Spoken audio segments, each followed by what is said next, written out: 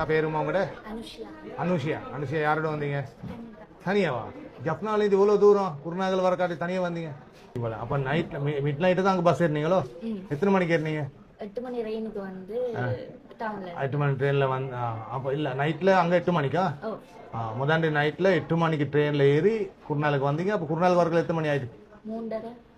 3:30 ஆகிடுச்சு. அப்போ 3:30 ஆஃபீஸுக்கு 8 மணிக்கு வந்தீங்க. ஆனால் நீங்கள் 22 வயசுமா. இப்போ இந்த 22 வயசுக்கு நீ ஜப்னாலேருந்து அல்லாஹ்வை நம்பி வந்திருக்கிறீங்க. பட் எனக்கு நீங்கள் வந்தது உண்மை ஓகே. பட் 22 வயசு இப்போ என்ன தொழில் போக வந்திருக்கிறீங்க? ஹவுஸ்மேட்டா. அப்போ ஒரு 22 வயசுக்குள்ளே நான் ஹவுஸ்மேட்டா எப்படி அனுப்புவேன்? நீங்க விரும்பி வந்தது ஓகே. பட் எனக்கு இந்த ஹவுஸ்மேட்ன்ற தொழிலை உங்களுக்கு தெரியுமா என்ன மாதிரி தொழில்? அந்த தொழில் வந்து ஒரு 50 கிலோ 60 கிலோ தூக்குற தொழில் இல்லைம்மா.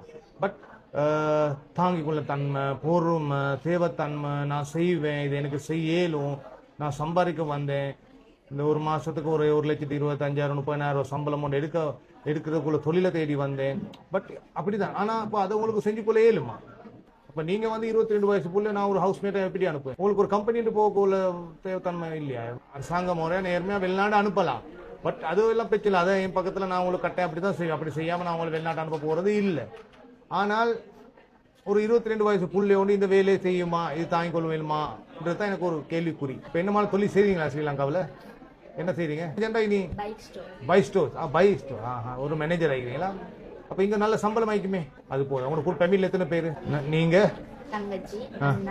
அண்ணா அண்ணி அப்பா அம்மா. இப்போ நீங்கள் ஜப்னாவிலேருந்து அல்லாஹ்வை போகிறது ஒரு ஹவுஸ்மேட்டான்ற மாதிரி தொழிலோட போகிறதுக்கு நீங்கள் ஒரு அபிப்பிராயம் எடுத்து முன் வச்சு வந்தீங்க. முந்தினத்து இரவு 8 மணி ட்ரெயினில் ஏறி காலையில் 8 மணிக்கு அல்லாஹ்வை வந்து சேர்ந்துக்கிறீங்க.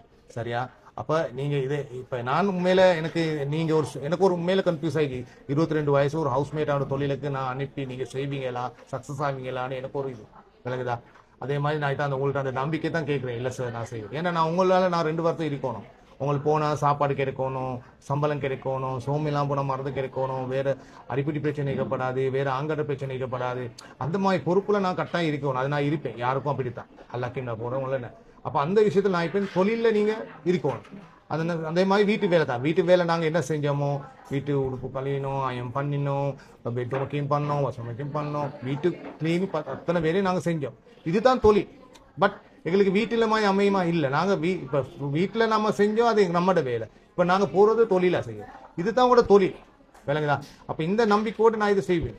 அப்போ இதை நம்பி நீங்கள் அல்லாஹ்வை கூட இவ்வளோ தூரம் வந்தீங்க. என்ன மாதிரி உங்களோட கருத்து? இப்போ நீங்கள் ஓகேயா? இல்லை சார் நான் விட்டுட்டு போகிறேன், வேறு வேலை பார்ப்போம், இல்லைனா சார் உங்கள் நம்பி ஹவுஸ்மேட்டை நான் போக விரும்புகிறேன்றது உங்களோட கருத்து என்னன்னு சொல்கிறோம்பா? என்னால் செய்ய இயலும். அதை நம்பி தான் இவ்வளோ தூரம் வந்தேன். இப்போ நேர்மையாக இங்கே வந்த போகிறோம் எங்களோட சூழ்நிலையில் இப்போ நீங்கள் விளங்குது. எனக்கு ஒரு நம்பிக்கையும் இந்த எல்லா விஷயத்தையும் பார்த்து இந்த ஒரு பொறுப்போடு அனுப்புவாங்கன்ற ஒரு நம்பிக்கை வைக்குதா? இருக்கு. ஆனால் நீங்கள் அந்த லெட்டர், உங்களோட போலீஸ் ரிப்போர்ட், உங்களோட FBI இதெல்லாம் வரக்காட்டி நான் இந்த ஆரம்பம் எடுக்க மாட்டேன். அதெல்லாம் உங்களுக்கு எடுக்கலும் தானே? பிரச்சனை இல்லை தானே?